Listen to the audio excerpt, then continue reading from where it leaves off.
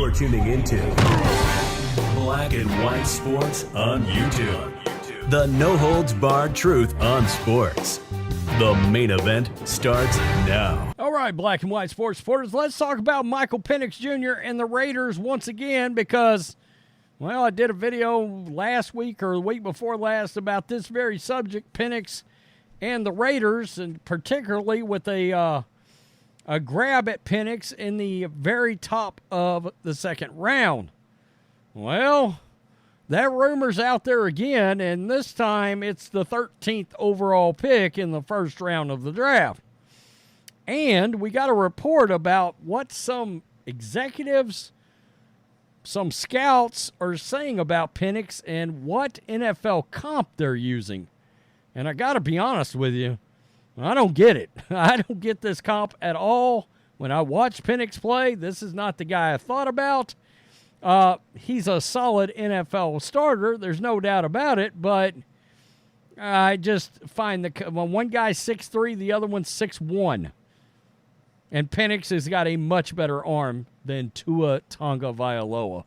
And if you're a Raiders fan, is that who you want? I mean, if he really is Tua, and again, I don't get it, and I actually think Tua's a better quarterback than a lot of people give him credit for, but he's also my example of the reason why I thought, some team could move on and have success with Mac Jones, because the Dolphins were trying to get rid of Tua, and then they stacked the team, and it's completely changed the narrative on that quarterback.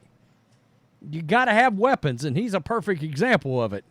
So let's look at this. This is Raiders Beat. So if the Raiders aren't able to get one of the consensus top 4 quarterbacks in the drafts, it's going to be interesting to see how they view the next tier of quarterbacks that includes Michael Penix Jr. and Bo Nix. By the way, Michael Penix Jr. was with the Patriots today. They got the number 3 overall pick. They're not taking Penix Jr. Now, could they throw some wild pivot out there and take Marvin Harrison Jr. and then Michael Penix later? Maybe.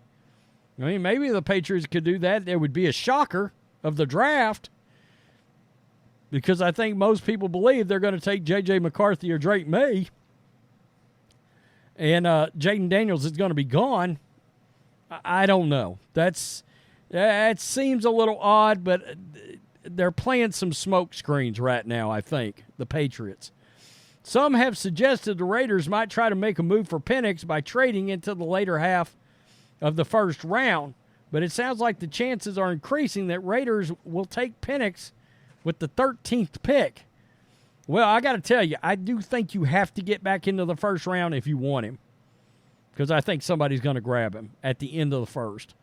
Quote, the whispers are getting louder that the Raiders might take Washington quarterback Michael Penix Jr. with the 13th overall pick. Raiders insider Vic Tafur reported this week at The Athletic. Penix's stock has risen since he has clean medicals at the NFL scouting combine. Not to mention, I mean, guys, you want to talk about a performance at your pro day. I mean, he ran like, some are saying he ran in the 4.4s. I think official, he was 4.56. He's a lot quicker and a lot faster than a lot of people thought. He has the best deep ball in the draft in our book. He is still a project and mechanically to be taken that high. What would be interesting to know is whether the whispers around Penix and the Raiders, where they're coming from. Is it a belief within the building, or is that a hot rumor outside the building? That's interesting to know where that would be coming from. I don't know what the advantage of that leaking out would be for the Raiders necessarily, because I wouldn't expect, anybody to trade past them. It just doesn't make a lot of sense. So, Penix Jr. right here, Tua Tagovailoa with a better arm. I don't get this at all. I mean, he's left-handed. Is that the best y'all could do? You couldn't go back and say he reminds me of Steve Young? I mean, I don't know. As a left-handed quarterback getting ready to enter the NFL, Michael Penix Jr. is drawing comparisons to the only other lefty signal caller in the league right now. I'm going to tell you who he reminds me of. He reminds me a lot of Steve Air McNair. And my God, if you think you can draft a guy that's even similar to that, shit, you better do it. Per ESPN's Jeremy Fowler, NFL scouts and executives both frequently compare Penix to Tua Tagovailoa with, quote, a better arm. Okay. Then the Miami Dolphins quarterback. Tua does not have a big arm. Penix has definitely got a stronger arm. Tagovailoa's entire approach has changed Mike McDaniel. Since Mike McDaniel's become the head coach, he is regarded as a quarterback who didn't throw deep and wouldn't throw over the middle of the field during his first 2 seasons in the NFL. Last season saw Tagovailoa post an above-average passer rating on throws to every zone of the field as charted by Next Gen Stats. One of the biggest knocks on Penix from his college tape has been inability to attack the middle of the field. He struggles there. He had the highest uncatchable throw rate and the worst accurate throw rate on intermediate throws in the middle of the field among 15 quarterbacks in this draft class. That's not good. That's not good. And that does have some bust tendencies, okay? So he was 44.1% accurate, lowest, 34.3% uncatchable. What I did notice about Michael Penix, and like I said, I'm a big fan, he likes to throw the ball, or does throw the ball, inaccurately over receivers' heads. And we all know that can be a recipe for an interception. We know that, right? So, here we are. I love a few things about this guy.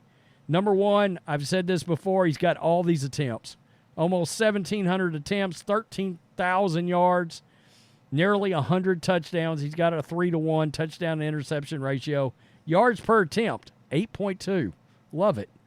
I would have loved to have seen his completion percentage be higher for his career, but the last 2 years he was up over 65%. I've got no problems with that. Again, I don't really understand the comparison necessarily with Tua. Man, Tua's still only 26 years old. Last season, Tua had a massive year. 4,600 yards, almost 70% completion, 29 TDs, 14 picks. But you saw some limitations with Tua last year, particularly and very publicly in that playoff game against the Chiefs. You could feel the lack of size. You could feel the lack of arm strength in that weather. In other words, Josh Allen goes out there and doesn't miss a beat, even if the temperature is whatever it was, negative 10 degrees. I mean, it just doesn't matter. He slings it. Patrick Mahomes, he slings it. And that's where you get something with these bigger guys. Now, Penix, he's a bigger guy. He's 6'3", 220, but he's not 6'3", 240. But maybe he could put on some more size, and again, he's got a better arm. Oddly enough, there have been some rumors about the Dolphins looking at Penix Jr. I mean, I don't know. Are they ready to move off Tua? Again, I like Tua, but I don't know. If you're a Raiders fan, is this your guy? I don't hate the pick. I don't know that I love the pick at 13.